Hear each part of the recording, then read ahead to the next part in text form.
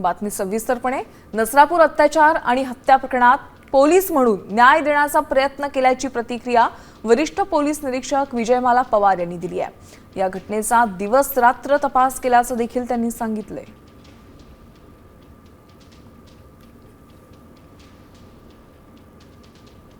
Madam, पहिली प्रतिक्रिया, खूप मोठा निकाल खरं तर हा राज्यात आणि देशात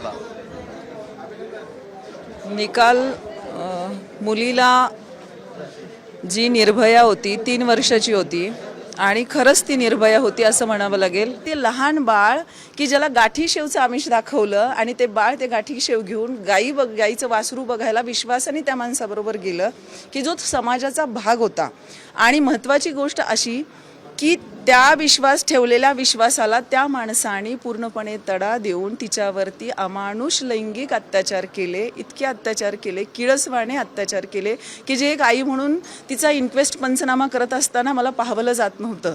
म्हणजे ज्यावेळेस तिचीच पॅन्ट तिच्याच तोंडामध्ये 21 सेंटीमीटर आतमध्ये गेली असेल, तुम्ही विचार करा की त्या बाळाला वेदना काय झाल्या असतील।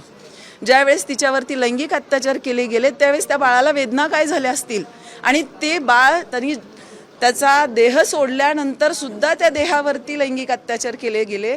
म्हणजे आपण समाज म्हणून काय विचार करतो याच्यावर, समाजाने काय घ्यायला पाहिजे। म्हणजे आपल्या समाजात आपलंच बाळ, आपलीच मुलगी सुरक्षित नाही आहे।